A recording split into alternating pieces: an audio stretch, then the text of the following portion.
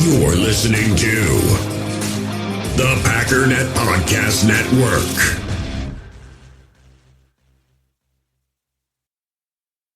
U.S. Cellular has noticed the way we use our phones has gotten ironic. We try to put our phones down for dinner, but the menu's on a QR code. That's ironic. We hit like on social posts that we don't actually like, which is ironic. Which is why U.S. Cellular created Us Mode, to help us reconnect with each other and use our phones less ironically. A phone company wanting people to use their phones less is ironic. Let's find us again with Us Mode from U.S. Cellular. Visit uscellular.com/built-for-us to get started. It's the most magical time of the year, and I'm not talking about Christmas. I'm talking about the NFL season. So make sure you're ready with NFL Sunday Ticket and YouTube TV. Get the most live NFL games all in one place. Right now, you can save $85 when you bundle NFL Sunday Ticket with YouTube TV. Sign up today at youtubetv.com/Spotify. Device and content restrictions apply. Discount applied to first 4 months of YouTube TV, then $72.99 a month. Ends August 29th. Terms, restrictions, and embargoes apply. No refunds.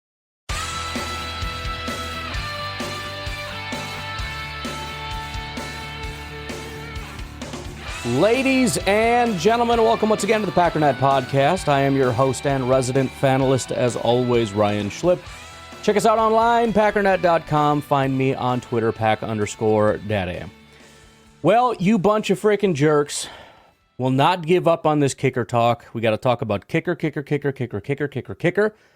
I told you I don't want to talk about it. Anders is going to win the job. Give it up. Let it go. Stop it. But no, we got to talk about it. We got to debate and argue and everything else. So fine, I have to spend all this time looking into kickers. I'm only half mad. I'm actually kind of excited because I learn a lot of stuff when I do this. Just things you don't really think about thinking about, you know? Like, what does it mean to even be a good kicker? What numbers are you looking for? What are we talking about? That's what I care about anyway. Some people just kick and scream and complain and whine. And I'm not going to pretend to solve all the world's problems today when it comes to kicker, but I would like to put some things into proper perspective. And at least we can move the conversation forward out of the depths of nonsense and at least start having some serious conversations about what it is we're looking for in a kicker, what it is we hope that our kicker can do this year, things of that nature. So I started by, I figured the best way to start is to just say, what do Packer fans even want? What do you want? And you can't be mad at me if it's like, well, that's not fair because people haven't. Well, then you shouldn't be talking if you don't know. I tried to make it as easy as possible. I said, what would you deem to be an acceptable field goal rate? I said acceptable. I didn't say ideal. I didn't say perfect. I said acceptable. In other words, you'd stop whining about it. Being a little mean, but let's just call it what it is. No more whining. What would it take? And I even went so far as to say, this is kind of the range that we're talking about in case you're just more interested in that. But I doubt it. It's more for context than anything else. And so I'm just looking for a plurality. I'm looking for half the fan base, more than half the fan base will be satisfied. So as you can see here, 86%, which is about top 15, top half of the league-ish. You've got 48% plus everybody that would be okay from this range. So we're talking, 60, 70%-ish. Are fine with this. Okay. But it's not just field goals. So I said, what about extra points? Same question. 95% is top 20-ish. 97% puts you in the top 15-ish. I say ish because I went back a couple years to kind of get a general idea. 100% puts you in about the top 10. 21% want to see 100%. Anything under that apparently is not acceptable. 51% said top 15 again, so that's kind of the standard. And then, of course, you've got the 27% that say 95. So we're at 78, 79% that are okay with 97% or, 97% or better. I always get confused about that. And then the final question is, because you've got to have some variability in there, because you can't just go back and say, well, some people don't always hit that standard. Okay, but what are people okay with? Can you, out of 5 years, have no bad years, 1 bad year, 2 bad years? 6% said you're not allowed to have any bad years. And this is the fan base, by the way, that will never accept any amount of missed kicks or any bad years, which means they're admitting they're never going to be happy with any kicker ever. Then you start getting some reasonable people where 37.5% said 1 bad year out of 5 is acceptable. 52.3% said 2 bad years is acceptable. 3.9% said 3 years is acceptable. So we're going to say 2 or less is acceptable. So what does that mean? 86% or better field goal rate, 97% extra point rate, and 2 years at most where you don't hit these standards. 2 years at most. All right. Couple things now, just so we're all clear here. Let's bring this up. Do you want to know? Here's last year. So we've got the extra points. You can see here's all the guys that had 100. The field goal rates are here. And then you can obviously, some people want to say, anything under 50 should be this rate. Again, we can get more nuanced as time goes on, but let's just start with the basics. Okay? Do you know how many kickers meet these qualifications that Packers fans say, I'm not saying is great, it's just acceptable. It's baseline, I'll stop whining. Justin Tucker and Dicker the kicker. And that's it. Those are the only two in the NFL right now that meet those qualifications, and Dicker's only been doing it for 2 years. As you can see, the guy's a freak. 96% and 94% on his field goals, not his extra points, and he has not missed an extra point in his 2 years here. Justin Tucker, in his 5 years, if you round up, 97%, he's got 96.6 and 96.9. If you round up, I believe he is 5 for 5. Nobody else is 5 for 5 or 4 of 5 or even 3 of 5 with those standards. Nobody. And I didn't just say, okay, find the guys that did it this year and then see if they've... No, I picked every single one of these 41 kickers and I looked at them and I said, is there a 5-year stretch? Because maybe this is one of the down years, right? You can still qualify with this being one of the down years. Nope. These are your only two, Justin Tucker and Cameron Dicker. That's it. If you look at Green Bay Packers kickers, I don't know if I have that anywhere. It's going to be impossible for me to find it. Mason Crosby never did it, ever. And I saw some people saying, yeah, well, that's because Mason Crosby was always overrated. Okay, let me rephrase. There has only ever been one kicker over one 5-year stretch, 2000 to 2004, in which anybody has ever met these qualifications. There is no 5-year stretch in the entire history of the Green Bay Packers organization where any kicker has met those qualifications outside of Ryan Longwell, and only in that 5-year span. If you go from 2001 to 2005, he doesn't make the cut.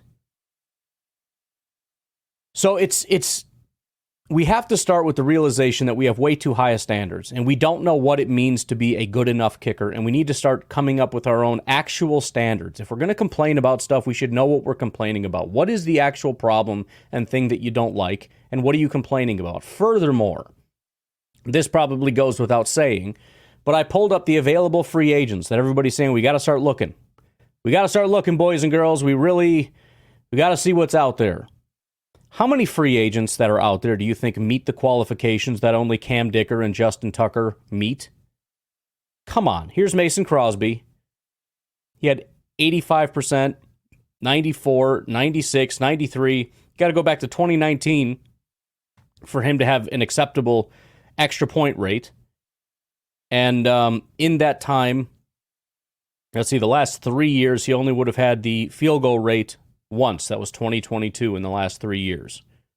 So in his last 3-4 years in Green Bay, he really didn't hit any of those years where he hit as being good enough. Now, again, I think Packer fans were generally satisfied with years like 2022, which, again, means we need to kind of lower our understanding, because we look at it and we say, look, 86%, Anders is at 80-some-odd percent. That's not good enough.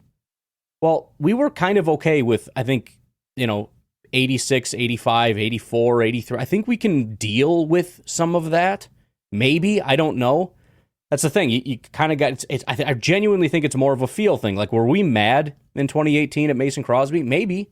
I don't know. He made 95% of his kicks, 81.1% of his field goals, which is about what Anders did as far as field goals. Not extra points, but field goals.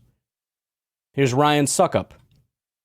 Same thing. right? His extra points hasn't hit the acceptable extra point range since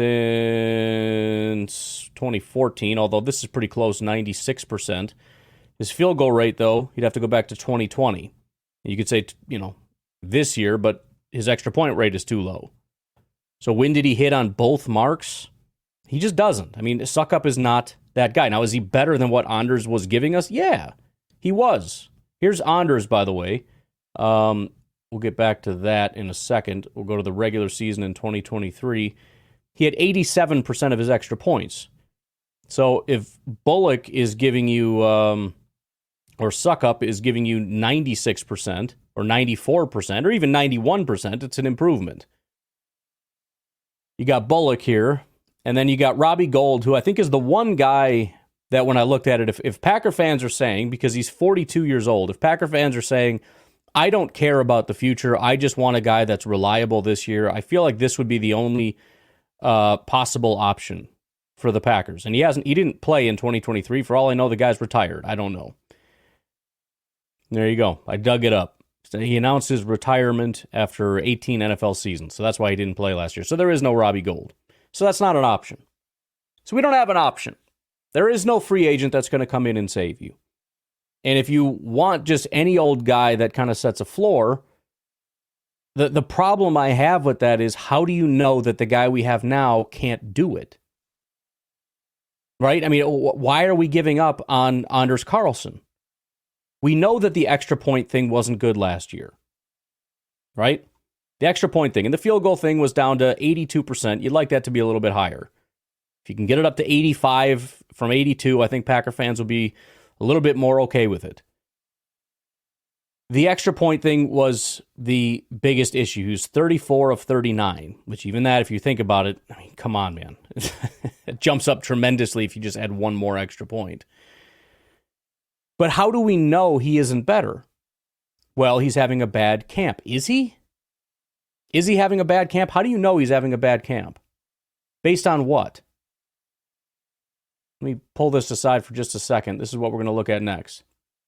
The problem that I'm hearing, and I think according to what a lot of people have, so here's what I did, just so we're clear. I went back and looked at every single one of his kicks. Now, there are people that are tracking it. He has made this much of this much, and they give you a percentage, but that's not good enough. I want to know distance, because if somebody makes 7 of 10 55-yard kicks compared to 7 of 10 extra points, there's a big difference in how you look at that. One of those is awesome. One of those is kind of garbage. So it's not all the same. Not all things are created equal. So I want to know every single one of his kicks, what the distance was, and whether or not he made it. So here's what I came up with. Here's every single one. Here's the date range. Here's the range, and then whether they made it or not. And then I've also got, here are the wind. There was a super windy day out there. There was also a massive torrential rainstorm, I think, on one day, and I think he made all of those kicks, etc. Okay? Here are his percentages. Extra points, 8 of 8. The biggest issue everybody has with him is that his extra points sucked last year. And we need a new kicker. Why? Because he's not getting better. Based on what? The fact that he hasn't missed an extra point in camp yet? Kicks in the 30-yard range. He is 4 of 4. They don't do that very often. The reason his percentage is low is because a lot of these kicks are a lot longer than what you find in games. There's tons of 30-yard kicks, distances in the 30s, in games. They don't practice them very often. There's only been a handful, 4 to be exact, inside of the 30-yard range. From 30 to 39. But he is 100%. In the 40-yard range, he is 31 of 38, 81.58%, and he is 10 of 16, 62.5%. So let's go back here. Let's look at these kickers. Where are my things here? Here we go. This is 2023. 100%. So he is in that sort of top 10 range as of right now. 8 of 8. Graham Gano was, 8 of 8. There are none in here. None of these kicks in the 20 to 29 yard range. In the 30 to 39 yard range, he also has 100%. So he's 100% in both extra points and field goals inside of the 30. So if we come back here and look at it, There's 1, 2, 3, 4, 5, 6, 7 kickers that did that last year in the 40-yard range. He has, let me look again real quick what it was, 81.58%. So that is, he would have been 18th last year. Not the greatest in the world, but about top half-ish. And then 62.5% from the 50-ish yard range. So he would have been, I guess, 20th in that range. And again, a lot of these were very, very far. To be fair, there's a ton of, not 50, 55 yarders, 54 yarders. There was also a 57 yarder that he hit on, I believe it was family night. And then they decided to ice the kicker. Their own team, the Packers, iced their own freaking kicker. So after he made the 57 yarder, he had to go back out and then he missed it. So instead of a 57 yarder in the win column, it was in the loss column. But still, let's go back to Anders Carlson here. 3 of 5. I mean, I think most people are okay with his 50-plus yard kicks. It's an improvement. If you look at his 40-plus yard kicks, it went from 50% to 81.5%. His 30-yard kicks have remained at 100%, and his extra points have gone from 87.2% to 100% in camp. What do you want? Every single thing has improved. Everything. His, I think, what was it, on the wind day, he missed 2 kicks, and both of them were in the 40-yard range. So that would have brought his, if we just look at it from that standpoint, that would have brought it to 33. That would put him at 86. I'll put it back down, but just so we're clear, or if you just get rid of the win day entirely. Point is, his kick percentage in the 40s goes up pretty substantially. It was a horrible day. And again, another horrible day, he went undefeated in the monsoon. So I'm not trying to say Anders Carlson is the best possible answer. I'm just trying to say, number one, what is it you were looking for in a kicker? And why is it we think, based on what we've seen from Anders, he's not capable of being the guy? Is he not capable of being a guy that can make 85% of field goals and 97% of extra points? I mean, what have we seen to make us think that that's the case? I'm just curious. I have no idea. So, again, let me show you this. 8 of 8 in the extra point range. 30s, 4 of 4. 40s, 31 of 38. 50s, he's 10 of 16. With one of those misses, again, being a make from 57 yards on family night. He is, right now, by far, I think, our best kicking option with Greg Joseph completely falling off a cliff. He was never really a great option. If we pull that up real quick. Greg Joseph, just as a refresher, he started with Cleveland. They booted him. He went to Tennessee. Then they booted him. He goes to Minnesota, and he plays 3 years there. His field goal percentage was 87, and his extra point was 90. So this is not good enough for Packer fans, but I'm sure it's still an improvement, and they would have not super complained about it. The problem is after that, it dropped off. The field goal percentage. He dropped to 78.8 and 80% of his field goals. Both of those field goals are worse than what Anders Carlson gave. And the extra points were not all that much better. In 2023, his extra points did go up to 95%, but that's still not quite what Packer fans say that they want. Greg Joseph has never been the kind of kicker that anybody wants. There is no upside. By the way, Daniel Carlson. Everybody talks about how, Anders isn't going to become Daniel Carlson. Daniel Carlson isn't even good enough by Packer standards, Packer fans' standards. He is a good kicker. So I guess the issue is, if we actually look at the fact that Packer fans are expecting too much, then we need to lower our standards. And if you say, well, yeah, okay, we can lower our standards, but Anders isn't that, the problem is you don't know that he isn't that.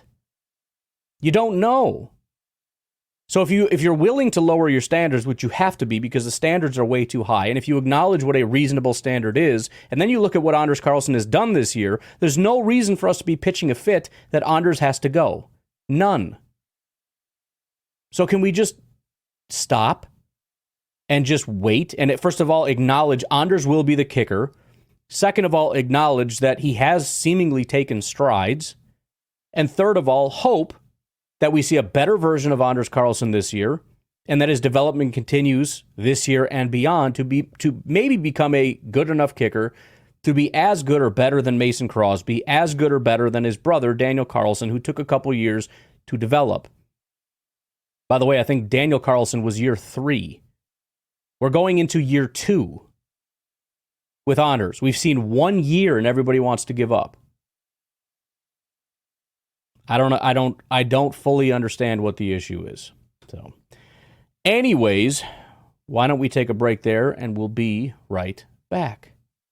School is back, and Dick's Sporting Goods has what you need to win your year. We've got everything from cleats to Sambas, Dunks, and more. Plus, the hottest looks from Nike, Jordan, and Adidas. Find your first day fits in-store or online at Dicks.com.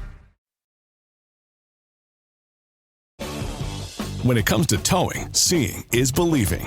That's why Chevy Truck's advanced camera technology offers up to 8 available cameras for 14 unique views, so you can focus on the view that really matters. Chevrolet, together let's drive. Learn more about Chevy Trucks at Chevy.com.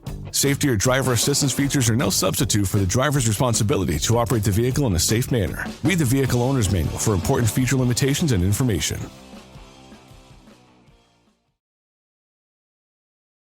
I love sports. I love them so much, I never want them to stop. But as the playoffs wind down, we get fewer games, and the sports aren't sportsing like I want them to. But FanDuel lets me keep the sports going whenever I want. All I have to do is open the app and dream up bets anytime I'm in the mood. And this summer, FanDuel is hooking up all customers with a boost or a bonus daily. That's right, there's something for everyone, every day, all summer long. So head over to FanDuel.com/sportsfan and start making the most out of your summer. FanDuel, official sports betting partner of Major League Baseball. Must be 21 plus and present in Arizona, Colorado, Connecticut, Iowa, Illinois, Indiana, Kansas, Kentucky, Louisiana, permitted parishes only, Massachusetts, Maryland, Michigan, New Jersey, New York, Ohio, Pennsylvania, Tennessee, Virginia, West Virginia, or Wyoming. FanDuel is offering online sports wagering in Kansas under an agreement with Kansas Star Casino, LLC. First online real money wager only. $10 first deposit required. Bonus issued as non-withdrawable bonus bets that expire 7 days after receipt. Restrictions apply. See terms at sportsbook.fanduel.com. Gambling problem? Call 1-800-GAMBLER or visit fanduel.com/RG in Colorado, Iowa, Michigan, New Jersey, Ohio, Pennsylvania, Illinois, Kentucky, Tennessee, and Virginia. Call 1-800-NEXT-STEP or text NEXT-STEP to 53342 in Arizona, 1-888-789-7777, or visit ccpg.org/chat in Connecticut, 1-800-9-WITH-IT in Indiana, 1-800-522-4700, or visit ksgamblinghelp.com in Kansas, 1-877-770-STOP in Louisiana. Visit mdgamblinghelp.org in Maryland. Visit 1-800-GAMBLER.net in West Virginia, or call 1-800-522-4700 in Wyoming. Hope is here. Visit gamblinghelplinema.org or call 800-327-5050 for 24/7 support in Massachusetts, or call 1-877-8-HOPE-NY or text HOPE-NY in New York, or visit oasas.ny.gov/gambling. Standard text messaging rates apply. Sports betting is void in Georgia, Hawaii, Utah, and other states where prohibited.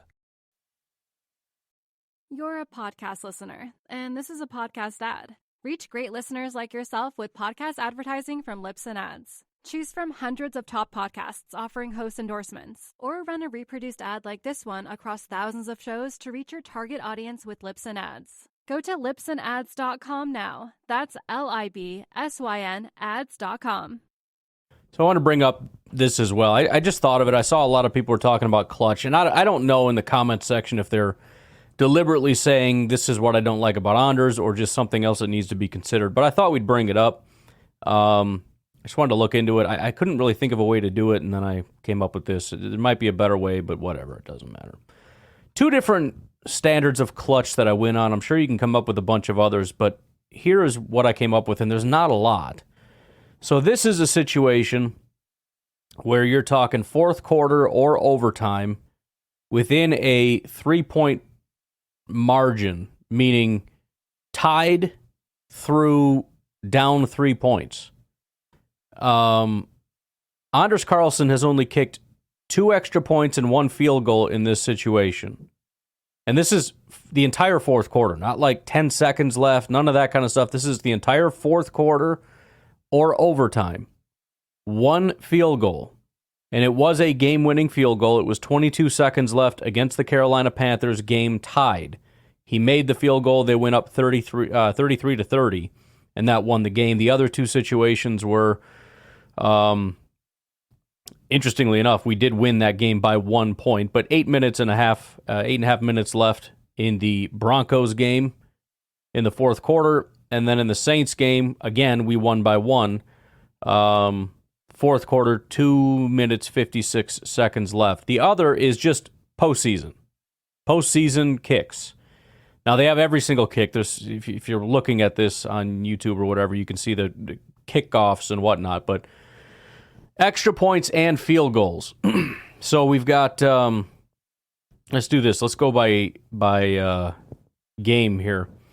So we've got, in the 49ers game, there was an extra point, 2 field goals that he made, and 1 field goal missed. That was in the fourth quarter. I've seen a lot of people reference that as being some kind of a massive thing. And of course, you don't want to miss out on 3 points. We did lose by 4, so it wasn't. That's why it didn't fall within that span of fourth quarter within 3, because it was outside of 3 points. You still want to make the kicks, but whatever. And then in the Dallas game, there were quite a few. Most of them were extra points. Extra point, good. And then he missed an extra point here, which obviously is not great, and then made another one here. So 1, 2, 3, 4, 5. He made 6 extra points in that game, and then missed another one. What an absolutely ridiculous thing that is. So, I mean, again, of course I don't want you missing any extra points, right, ideally. But as far as, like, clutchness in these situations, again, the different kinds of clutchness that I can think of, you got 1, 2, 3, 4 kicks, 4 field goals, actually, and he made 3 of 4. You'd prefer 4 out of 4, but he made 3 out of 4. And again, the idea isn't that he was great last year. It's a matter of what are some things that you're looking for, and what do you hope that he gets better at. I don't know. I mean, I don't see, like, this is catastrophically bad if that was kind of a thing that was brought up. So if you can think of other kinds of clutchness, I mean, you can break this down a million different ways. In terms of, if you want to encompass the games where you're not necessarily down by 3, you're any kick within, the fourth quarter or whatever. I don't know. You could do that as well, but as far as clutchness goes, there weren't really a lot of opportunities, maybe 4 field goals. So wanted to bring that up also real quick. In further kicking news, we have this from Tom Silverstein. He says, Packers have transferred their NFL International Player Pathway designation to kicker Alex Hale and released defensive lineman Kenneth Odemegwu. Hale is from Australia, so he qualifies for the program. He doesn't count against the roster, but will have to clear waivers to join the practice squad. He goes on to talk a little bit about Odemegwu and his time here in Green Bay. So essentially the way that this is going to work, because I don't see any reason for there to be obstacles, is when they start doing cut downs for the 53-man roster, Hale will be cut. He has to clear waivers, which means he has to survive other teams picking him up, which is not going to happen. Nobody's going to pick him up. At which point, the Packers will put them on the practice squad. Teams get 16 practice squad spots, but people from the International Player Pathway do not count against it, so it's essentially a free player you can just stash. I mean, not free. Presumably, you got to pay the guy, but you get to stash him without it counting against any of your limits. I do think some people have made a little bit more of this than there really is to make. Obviously, we just spent a lot of time talking about the kicker situation, so I think it's front of mind. When people see things like this, they think, oh, big move at kicker. Packers must really be, working on trying to fix this kicker thing. Maybe, I don't know, man. I think generally what it comes down to is Hale was about to be cut, and I think everybody knew that. Every time there was a practice, it was like, oh, Hale's still here, Hale's still here, Hale's still here. He'd never really warranted a spot with his kicking. It really hasn't been very good. So as we move on, as we start to add players, he works his way to the bottom of the list to where he needs to go. The question has to be asked, though, before we release Hale. Would we rather have Hale on the IPP, the International Player Pathway, or Odumegwu. And I just think generally the way that this works, I've mentioned this before, the Packers pick up a lot of developmental players and they try to develop them. And they try to develop them for as long as they feel that there's something still left to develop. Doesn't mean that there's nothing left for Odumegwu to develop, but I just think the Packers looked at the two of them and thought Hale maybe is a little bit more of a moldable piece of clay, whereas Odumegwu is a guy that we've had in here for a while. We've seen the kind of progress he's made, and it doesn't seem very likely that he's going to make the kind of jump necessary for him to end up being this year, next year, or whatever, a Green Bay Packers, defensive lineman. So that doesn't mean anything necessarily about Hale. It's a long shot position, but the Packers had to make a decision. Essentially, are we going to cut Hale and just let him go, or should we cut Odumegwu and then leave that spot open for Hale? So that presumably is going to be the plan. And again, I wouldn't read too much into it. Did appreciate having Odumegwu here. It was kind of cool. It was a cool thing for him because he was pretty much new to football. Massive Adonis of a human being. So, of course, you get excited that maybe something could happen. But here we are. Again, I would not read too much into anything. I mean, it's certainly not anything to do with Hale taking the position. In fact, it means he did not get the position this year. But he is a guy that they're interested in possibly developing, which, by the way, again, before we get all worked up and excited about it, guess who else is a developmental prospect that the Packers are excited to develop and hopefully turn into a good player? Anders Carlson. So, just throwing that out there. So, anyways, kind of an interesting bit of news. Pretty much the only thing that happened over the last 24 hours or so, aside from the Baltimore Ravens have arrived. I just saw that recently. They're playing touchdown, so tomorrow we'll be able to, today I guess, depending on when you're listening to this, be able to get some joint practice news. Hopefully everything stays safe and nobody gets hurt, et cetera, et cetera. But that'll be exciting, get a little bit more news before our final preseason game. And then one more thing before we take a quick break here. Green Bay Packers brought in some people to work out. According to Aaron Wilson, Packers worked out Johnny Lumpkin, Roderick Perry, and Caleb Sampson. I pulled those guys up real quick. Not a lot to go off of. Johnny Lumpkin, he has been in the NFL for a little while, but doesn't really have anything to show for it, so I figured it'd be more interesting to look at his time with the Louisiana Ragin' Cajuns. He's listed as a tight end at 6'6", 268 pounds. Never really graded out very well from 2018 through 2022. So obviously the Packers are just kind of winging it. Again, not a very productive guy in college, and then went on to not have any kind of a career in 2023 in the NFL.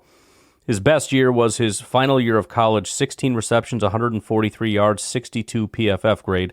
However, the one thing that does stand out, look at his pass blocking here. All 4 years, 68, 70. He did have a rough year in 2021, and then 74. That's pretty good. Although run blocking is certainly more common. I think, let me just check real quick if we go to NFL. I don't think he did anything, including preseason. Oh, he did. So in 2023, he played in 2 weeks of the preseason. He, let's see, this says receiving. Let's just go all offense so we can see total snaps. So he played in all 3 games, including against the Packers, which is actually kind of a common thing. I don't know if that's the NFL scouting departments or NFL pro personnel people or whatever, if they specifically are looking at people that we play, or if it's just because a lot of teams play a lot of teams. But I've just noticed that over the years. Anyways, played all 3 games, 39 total snaps, 54.7 overall grade. He had a 45 receiving grade, 75 pass blocking grade, and a 63 run blocking grade. So again, pretty obvious what you're looking at when you're looking at a guy like Johnny Lumpkin. He's 6'6", 270, seems to be a pretty solid blocker, offers really nothing as a receiver. Overall, again, and it's not to say he's going to be on the roster. He probably won't, but the Packers want to work him out. So we'll see how that goes. Roderick Perry out of the Illinois Fighting Illini. He was picked up as an undrafted free agent in 2022 by the Cleveland Browns. He actually played 2 regular season games, weeks 10 and 17, had a 57.8 grade. If I didn't say he's a defensive lineman, 57 run defense, 59 pass rush. In the preseasons, he had a 48 grade in 2022, 63 in 2023. Hasn't done anything so far this year. And then if we flip over to his college real quick, look at what he did in 2016 through 2021. He was at Scar State, South Carolina State, I'm guessing that is. He actually, in his final year there, had a 91 PFF grade. Probably thought, hey, I'm way too good for this. Transfers to Illinois. Comes down to earth a little bit, 62 and then 74. Did spend a lot of time there, plus that was several years ago, so he is presumably getting up in age a little bit. But at least there's a little bit of meat on the bone from this guy. Finally, Caleb Sampson, another defensive tackle, 6'3", 306, out of Kansas.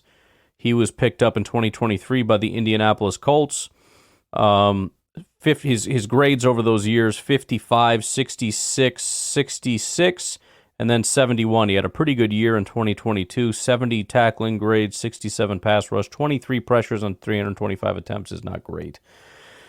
And then in the NFL in 2023, he played in 3 preseason games for the Colts. He ended up with a 44.8 grade, 48 run defense, 50 pass rush, and then obviously was let go by the Colts. So no massive studs, but the Packers and Gutekunst just doing what they do, kind of cycling through some prospects, see if there's anybody there with a little bit of meat on the bones, developmentally speaking. Let's take our final break. We'll be right back.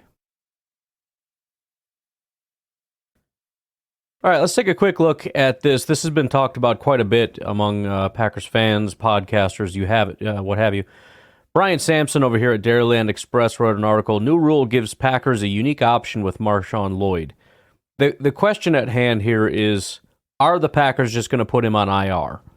And I think the reason it's being discussed is kind of twofold. Number one, there's a lot of pessimism about the guy in terms of him being able to return in time.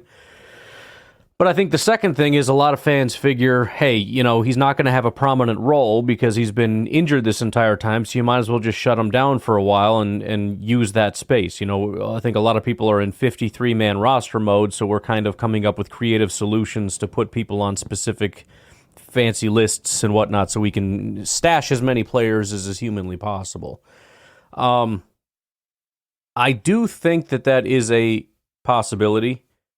Obviously, if we look here at our roster, you can see Josh Jacobs, A.J. Dillon, and then clearly they could put Emmanuel Wilson here as a way to stash him. And the other benefit of stashing people is you get them over that initial hump where teams are potentially poaching people. Not saying Emmanuel Wilson would, but I'm just thinking through the options here. And then it's a 4-week shutdown, so by week 5, presumably Marshawn Lloyd is okay with his hamstring. He comes back off of IR, or they have to shut him down, but that's really unlikely because you can't just lie about an injury situation, which is what we'll talk about in a little bit here. And then Emmanuel Wilson would be put on the practice squad. Somebody else ends up getting cut off of there, whether it's Merriweather or McCrary or whoever. I think it makes, you can't see my face, I think it makes a massive amount of sense. The biggest issue I have is that I don't necessarily know that it's going to happen. Now, maybe I'm being overly, optimistic about rule following in the NFL and whatnot, but the bottom line is, Marshawn Lloyd went through a hamstring issue. The general timeline for a hamstring issue is about a week or 2. Yes, these can vary. It may be more complicated because it was a re-injury. He had a hip injury, and then I think there was sort of an unreported thing he was working through. I don't exactly know the timeline or all the details, but it ended up being some kind of a re-injury of something he was trying to fight through. But it's projected to be about a week or 2, which means the expectation is that he will or should be back by week 1. Now, I don't necessarily know if you can just craftily say, let's say by this time next week, we've got to have our 53 more or less done. We got to start making cut downs. We got to start making some serious decisions here. Can we say Marshawn Lloyd is probably a day or two away, but technically he's hurt, so we're going to shut him down. Is that the kind of thing that a team would do? Because it's 100% against the rules. You cannot do that. There is a procedure that has to be followed. The doctors, it would have to be some level of collusion between the team and the doctors or whatever. The doctors would have to lie and report something back to the NFL that is not true in order to make that a thing. I don't know. I don't know. I'm a little bit torn on it. It does make too much sense to just outright ignore it. But just based on the reports, not that there's necessarily been an update since when it was initially considered not a big issue, it was still considered not a big issue. And it's a thing that you expect after about a week or two, he'll start coming back. That was from, what? How long ago was that now? 2 weeks ago? So, yeah, I'm thinking that the timeline that would say that he's not going to be able to play by week 1 or week 2 or whatever, I don't know. I don't know. We'll have to wait and see. It's certainly something that's possible. By the way, the I don't know if I even addressed it.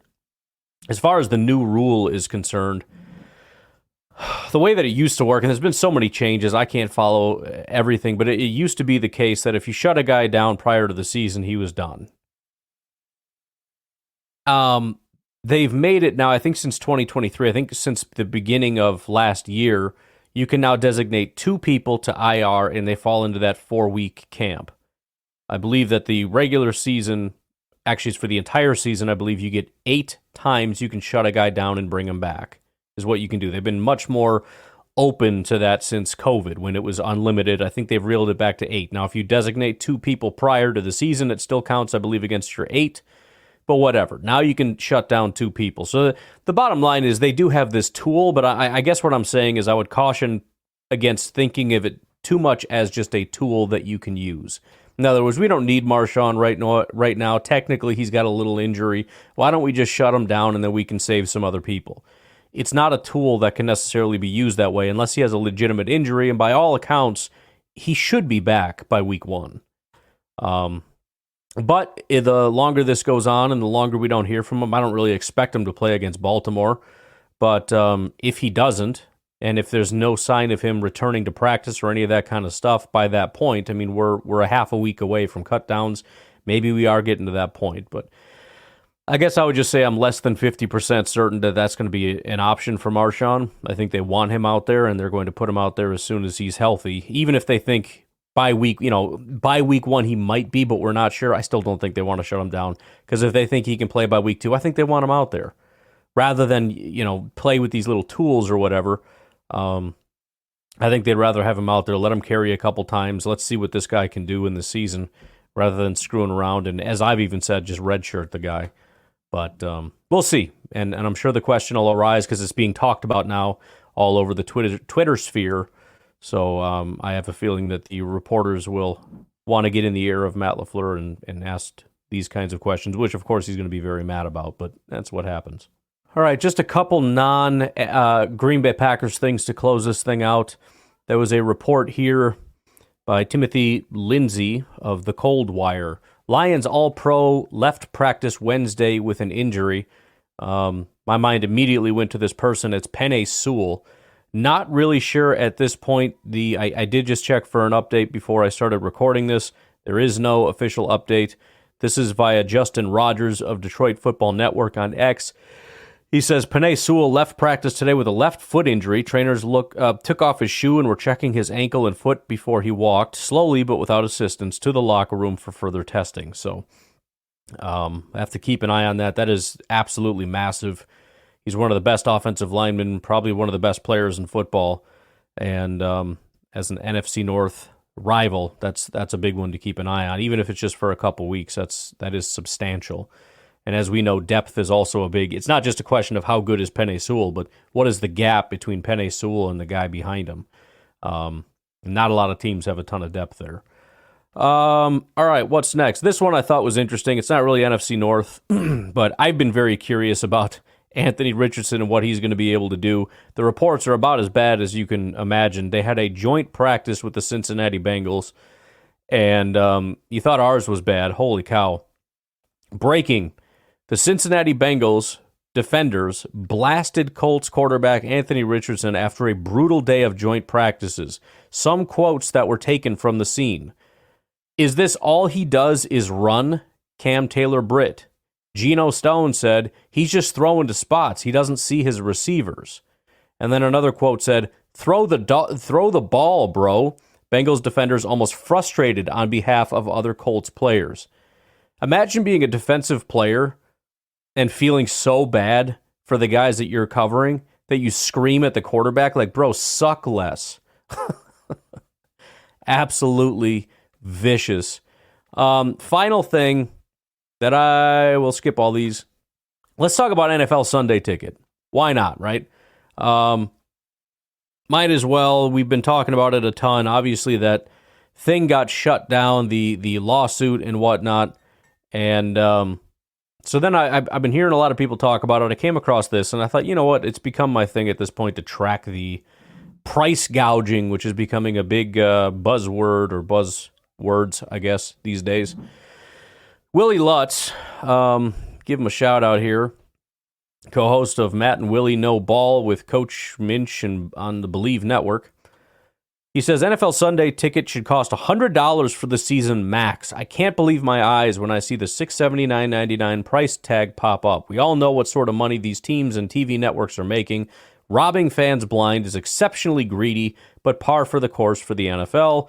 They could probably make it $50 for the year and still make a ton of money off the product, but they don't care. They know people are desperate to watch their teams and will throw away financial ease to watch. I guess for me, why wouldn't you make it affordable and have the 70% of your fan base buy into it? Puts more eyes on the games and money back in the wallets that they can tap into elsewhere. I hate to sound like just this horrible, like, corporate apologist all the time, but some of this stuff is so pathetic. Let's start with this. First of all, they could probably make it $50 for the year and still make a ton of money. Where are these random numbers coming from? When did you get a look at their books to come up with $50? Okay? Completely random. And it's all, I guess, you probably, maybe this. And then, of course, just projecting all these things about why they're doing it. It's because they're greedy. It's because they're evil. It's because they don't care. It's because they know people are desperate to watch their teams. First of all, you can watch your teams without NFL Sunday Ticket. You don't need NFL Sunday Ticket to watch your teams. There are other avenues for these types of things where you don't have to spend $700. What you're talking about are these packages that include all these different things with multi-view and everything else that YouTube TV sells. You don't have to get that premium package. For example, I have Hulu to watch games. It's expensive, but it ain't no $700. Secondly, this is not the price. What I've come to learn is that this is the price for all you weirdos who use Apple. If you're using Apple and you're trying to buy it on your Apple phones, it's going to say $700. Why? Because Apple charges a 30% fee for anything that is bought. And of course, YouTube TV and everybody else just passes that along to you. So don't buy things in your Apple apps because it's just going to be more expensive and stupid. Or just don't use Apple products, whatever works for you. So here, let's actually look at it. Here is a non-Apple thing. 4 payments of $146.49 per month. That gets you YouTube TV, the base package, as well as NFL Sunday Ticket. So it has all of these things. So that's the other thing to consider. That also includes YouTube TV. It's not on top of everything. YouTube TV is very expensive. It's $73 per month. Or if you don't want that, you can just get NFL Sunday Ticket for 4 payments of $120 a month, or $479 for the entire year is what you can pay. So that's not $700. You say, well, that's still ridiculously expensive. All right, let's try this out for size. If you were to get, let's say, because, you can have YouTube TV. If you have YouTube TV and you want to add this package, you got $146.49 minus the $72.99. So you're paying $73.50 times 4 payments is $294. So you're paying $294. That's for 18 weeks of football. That's $16 per game. $16 per game you're paying to watch this. And again, if you don't have, it's more expensive if you don't have obviously if you don't pay for the whole package, YouTube TV, but you can still get the 119.75 times 479 divided by 18. You're paying $26 a game, $26.60 per game to watch not just your team, but you can put up 4 or 5 different games up on your TV and Red Zone and everything else on there that you want to watch for $26 a game. Okay? So I don't necessarily know about that. The other thing that's important to note, with the constant, incessant whining about the NFL is not charging you for this. The NFL gets none of this money. The NFL already got their money when they sold the rights to YouTube TV. YouTube TV is the one that's paying for this. And you're paying them $26 or less. You know, again, at a minimum, what was it? 16 or something? Let's just say 26 because I can't remember. $27 per game.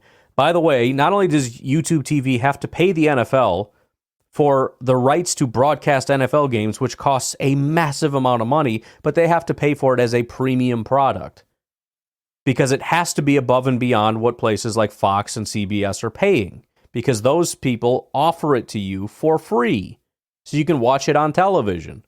So this has to be a premium product, which means YouTube TV not only has to pay these exorbitant rates, they have to pay a premium rate, and they have to charge you a premium price, because if they come in too low, you're undercutting all the free people. And then all the free TV goes away, because why would Fox pay $1 billion, or however much they pay, to broadcast without charging anything and get undercut by these people over here that are charging money? So they have to charge you at a premium rate, and the premium rate is $27 a game. So I don't know, man. I don't know what, and you want it to be $50 total? 50 divided by 18, so you want it for $277 a game? That's what would make you happy, $277 a game to be able to watch, what is it, 200 out-of-market games? Something like that over the course of the season? Ay. Look, man, it's a lot of money. If you don't want to pay it, don't pay it. You can watch regular TV. And if you're out of state, then I guess you can pay for something. It doesn't have to be this. You can pay for something else that's cheaper, that offer to show you these different packages. Or you can go to a freaking sports bar or strip it off of some illegal website or whatever it is you want to do. But if you want to pay for a massively premium product, yeah, it's going to cost you $27 a week for 18 weeks. I mean, I'm not saying it's cheap. And if you can't afford it, that sucks. I can't either. I'm not paying for it. I did it once. It was too much. I haven't done it since. It's a lot of money. But this woe is me. What was it? A voiceless victim. That was what, what's his name said over at PFT there. The voiceless victims. Oh, the voiceless victims who don't get to watch 7 channels at once, 7 football games at once on their big screen TVs for $50 a month. Ay. Listen, if it's too much, don't pay for it. And the idea that, well, they do it because they know people will do it because they're desperate. People will pay what they think it's worth. So if they're paying for it, then it's not too high of a price. It's not like it's food or oxygen.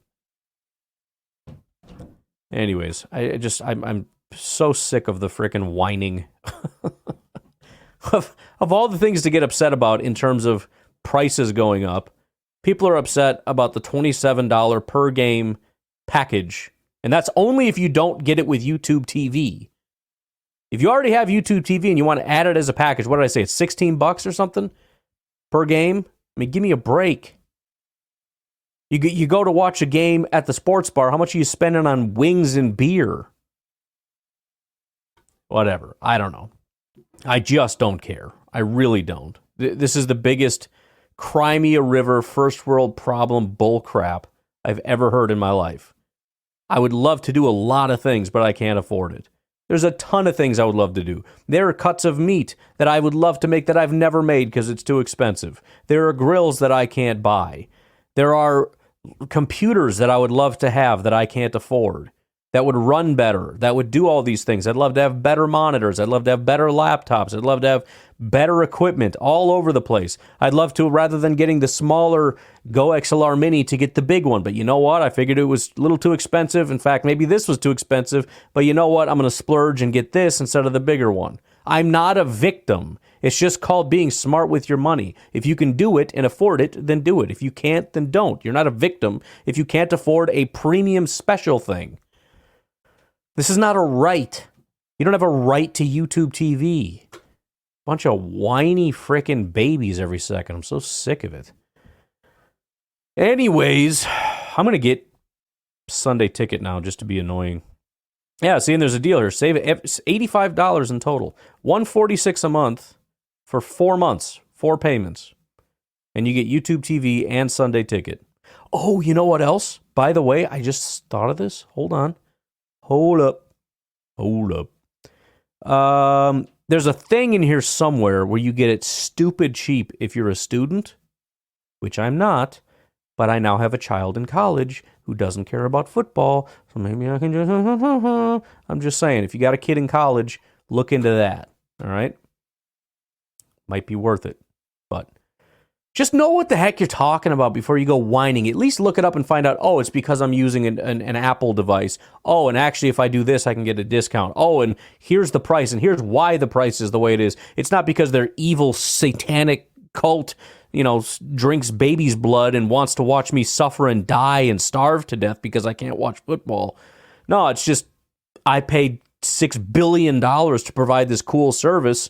And it's kind of expensive, so, you're going to have to pay a little bit if you want this service, because it's a heck of a service that we're providing. It costs us a lot of money. Not just that, but the infrastructure. And look at all the different details that we've added in just for this one product, so you can have all these different channels. We did a lot of work. We spent a lot of money. We have a lot of people who are dedicated just to this one product. Yeah, you got to kick in a little bit if you want that.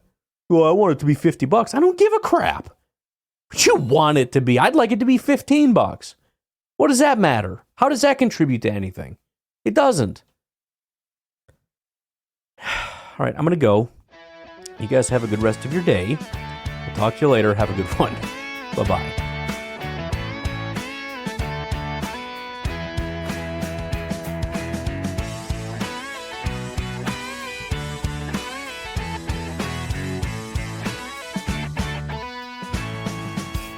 Yo, thanks for the gift. Thought it'd be a hit, unwrapped it like a surprise, but it didn't quite fit. Like the gourmet dish with the flavor off key. Took one bite, then it wasn't for me. Bad enough cease now. We don't have to come bound. Only it go round. Who put around? Try it, hate it, donate it, quit. Like a puzzle piece that just didn't click. Wrapped it up nice, but it lost the plot. Now it's finding new love at a thrift shop.